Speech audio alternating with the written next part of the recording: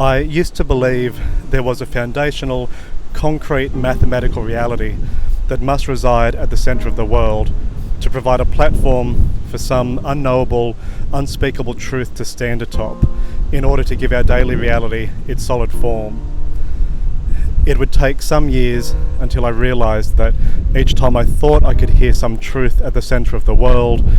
I was actually only listening to an echo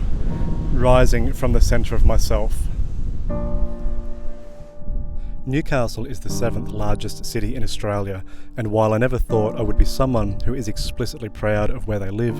I actually do rather love the psychogeography of the place.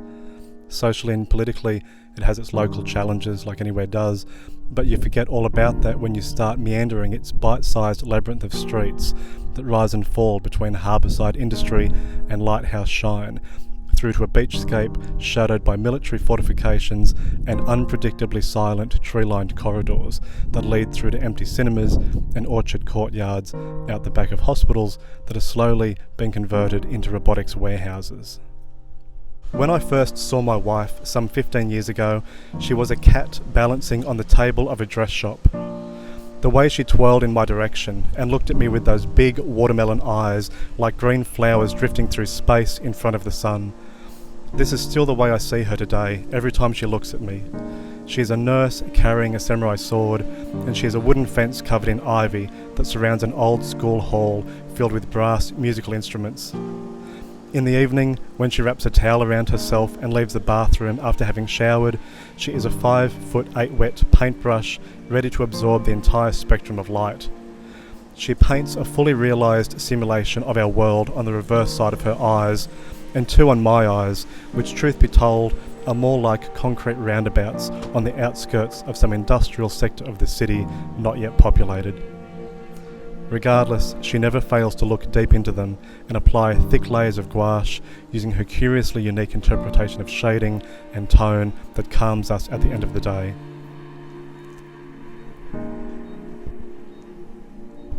The evening after I met a 20-year-old medical intern at a Street Fighter arcade video game tournament who I would later go on to marry, but at the time was just a girl I was in massive sensory debt to. I remember sitting on a train, travelling from Newcastle to the rural pasture land of Maitland nearby where she lived. In the carriage, I began to write the outline of a story that I would go on to plan and tinker with in a condition that, 15 years on, still remains unfinished. I gave it the name of the first sentence I wrote on my pad that day, which was, "A complicated surgery will take place on the beach tonight."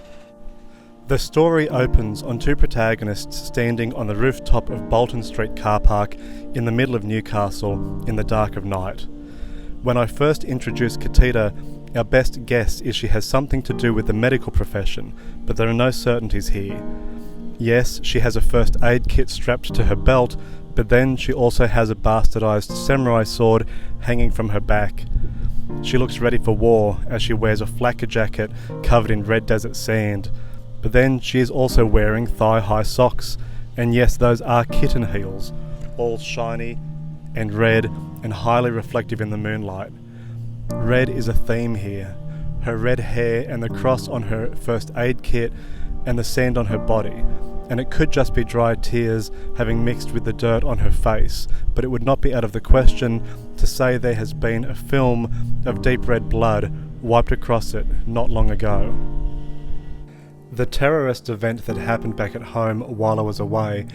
is not solely the antecedent for what caused the trip to shift from being a fairly routine work engagement into something that utterly transfigured my humanity, but it is at the very least a major piece in the puzzle. Still, now today at this desk, beside the lavender and the emerging sunlight,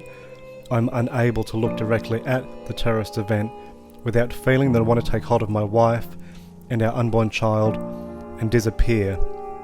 into whatever anonymous quarter of the world still exists for us to become non-citizens in. I visualise an apartment building in a city covered in black snow, in an outpost of a country that does not even have an online encyclopedia entry written about it. Nobody knows my wife and our child and I live there. We do not turn on the lights at night, and during the day we go out to get food under the cover of fog. In our apartment, we all huddle together and hold each other, and on special occasions, we make our way to an abandoned shopping centre, a short trudge through the snow, where we run around the empty corridors and slide down the banisters of the stairwells and fall asleep together on the carpet of a long closed department store where we sleep and where we smile in every dream.